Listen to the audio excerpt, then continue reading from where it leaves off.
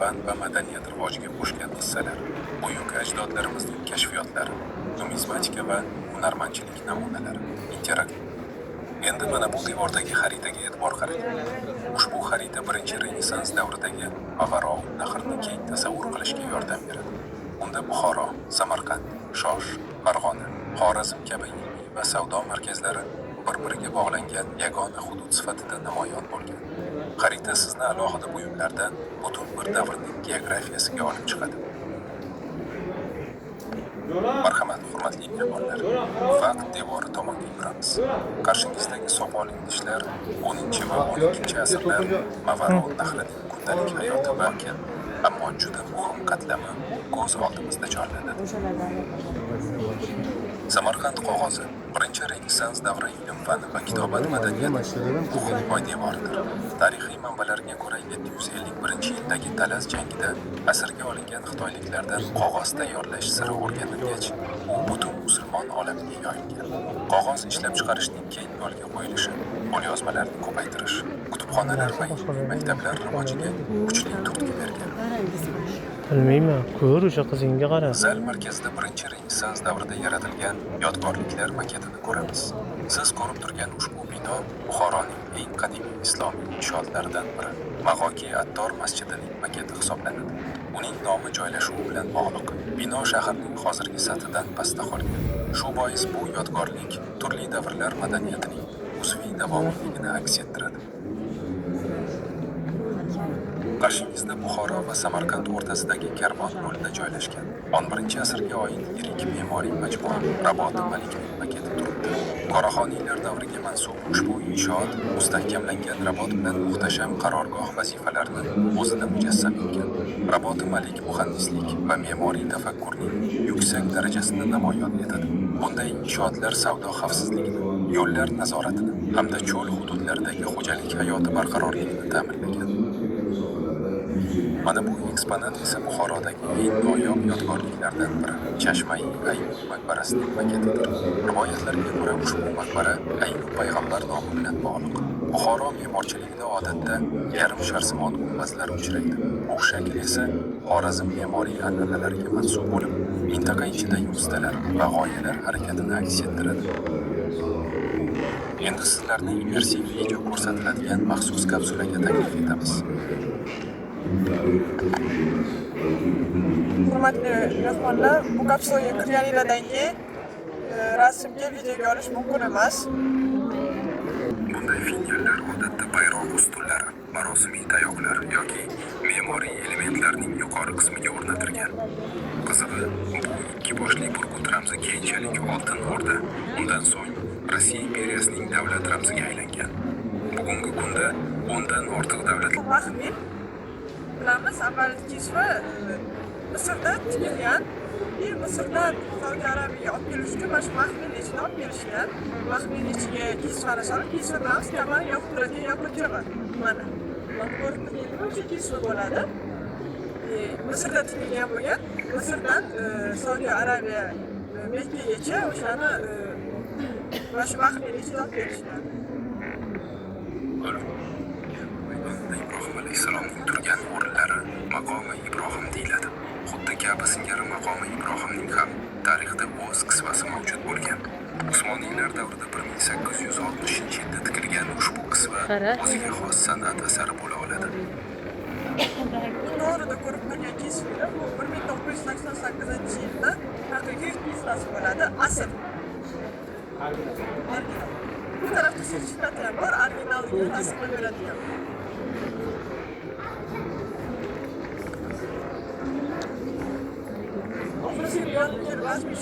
Rasmiy sho'rganinglardan keyin davom etamiz. Oldimizda 10 ta kapsula bor, shu 10 ta kapsulani ko'rib chiqamiz. Bizlarning guruhdan kim ortda qolib ketgan bo'lsa, iltimos guruhimizga yetib olamiz.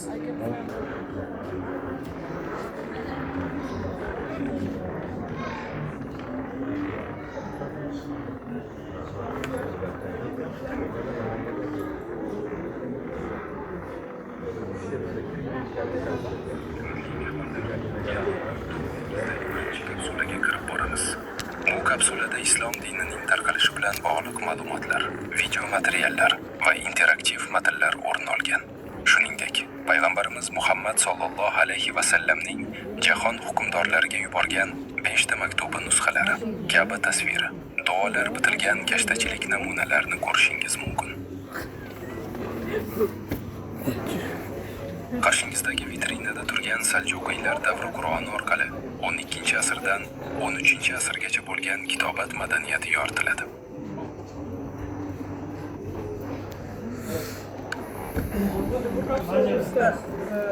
Maketlar ko'p edi, lekin yarim maket Qur'on zaliga o'tib ketgan. O'sha Qur'on zaliga borganimizda u maketlarni yaqinlab borib olamiz. Bunda Ka'baning rasmi ham bor edi, boshqa Qur'onning nusxasi ham bor edi. O'sha ular hammasi daryoda 5-zalimizda shu 5-zalga borganda ko'ramiz. Ikkinchi kapsula Baytul Hikma, ya'ni donishmandlik uyi faoliyatiga bag'ishlangan. 9-asrda Bag'dod Abbosiylar davlatining poytaxti bo'lib, Sharq va G'arb ilmiy an'analari aynan shu yerda tutashgan. Xalifa Ma'mun davrida Baytul Hikma yirik ilmiy markazga aylangan. Unda qadimgi Yunon, Hind, Fors va Suryoniy tillaridagi asarlar arab tiliga tarjima qilingan. Muhammad Xorazmiy shu markazda faoliyat yuritib, aljebra faniga asos solgan. Qiziq tomoni, bugun butun dunyoda ishlatiladigan algoritm atamasi ham aynan Xorazmiy nomi bilan bog'liq. Bu davrda Baytul Hikmada faoliyat yuritgan yana bir buyuk alloma Ahmad Farg'oniydir.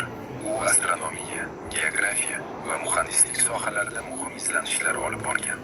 Farg'oniy Qohira yaqinidagi Ravda orolida Nil daryosi suv sathini o'lchaydigan kilometrni takomillashtirgan. Bu asbob orqali daryodagi suv miqdori kuzatilgan, kelgusi hosil taxmin qilingan. Hatto soliqlar miqdorini belgilashda ham undan foydalanilgan. Kapsula 3-kapsula Ma'mun akademiyasi, Ibn Sino, Abu Rayhon, Beruniy singari allomalar merosiga bag'ishlangan. Ma'mun akademiyasi 10-11-asrlarda Xorazmda shakllangan yirik ilmiy muhit timsolidir. Bu markazda astronomiya, matematika, tibbiyot, geografiya va falsafa bo'yicha izlanishlar olib borilgan. Beruniy va Ibn Sino merosi orqali akademiya O'rta Asr Sharq ilm fanining tajriba, kuzatuv va mantiqqa tayangan yuksak bosqichini namoyon qiladi. Siz ko'rib turgan eksponat buyuk olim Abu Rayhon Beruniy ilmiy merosiga asoslangan mexanik taqvim rekonstruksiyasidir.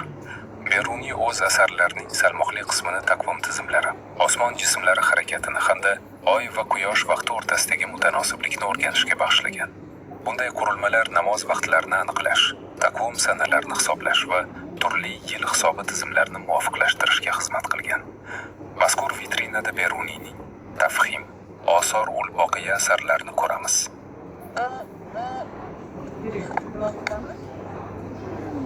Kapsuladan chiqqanimizda xohlashinglar bu yerda Ibn Sino bilan Beruniyning avatarlari bor. Ularga savol berib ko'rsanglar bo'ladi. Ibn Sinoga o'zlari qilgan ishlar haqida qiziqasan savolga. Unda bir savol ber. Assalomu alaykum. To'liq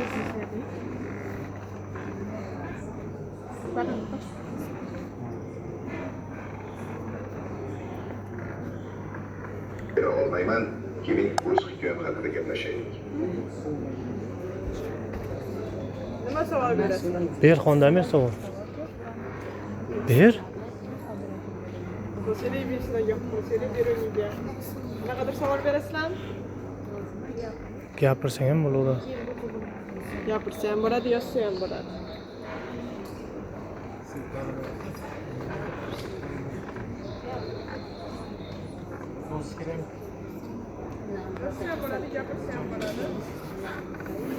Nima deb yozding? Ha?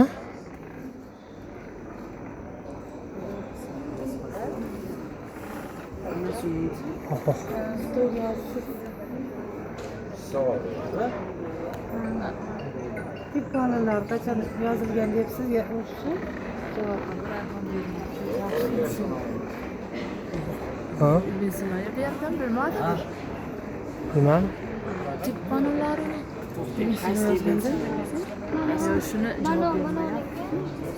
1183 Uzun ko'ylak. bo'lganman.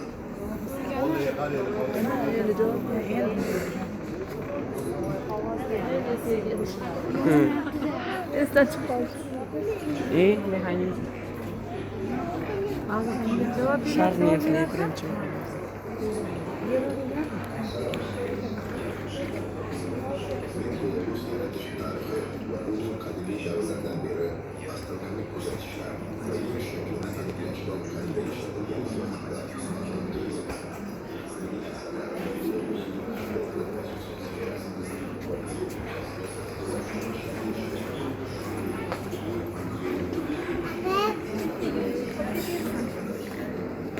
Pozitsiyadagi usturlob va qibla kompasi 12-asr Markaziy Osiyosida ilmiy hisob, kundalik hayot, ibodat va sayohat bilan bog'langanini ko'rsatadi.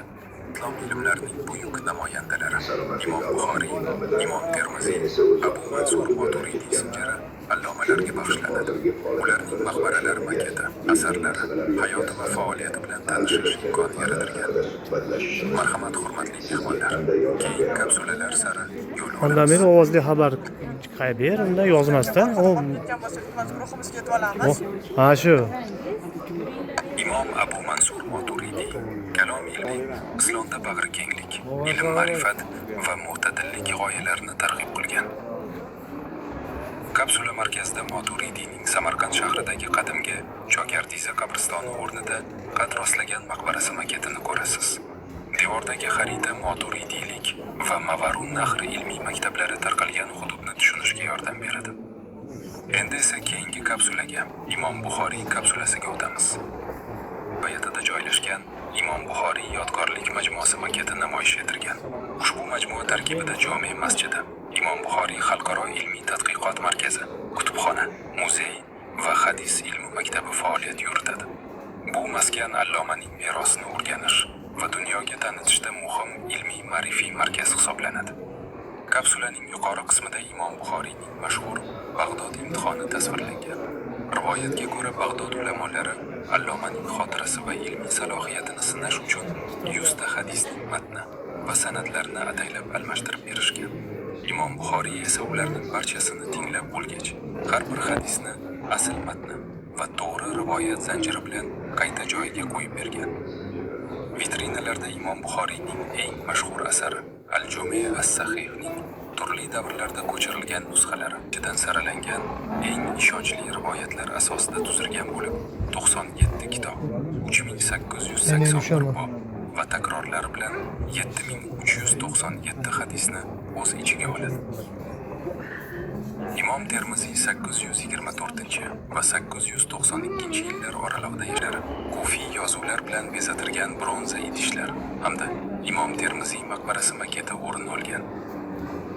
Misr Qur'oni Karimni 13-14 asrlarga oid ushbu sahifalarda Ra'd surasi 8-15 oyatlari nasx xatida bitilgan.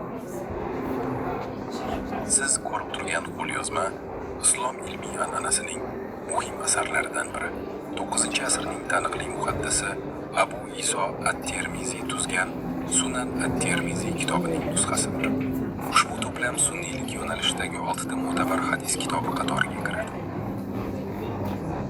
Hurmatli mehmonlar, shu bilan Hurmatli mehmonlar, endi kapsuladan chiqib olamizda.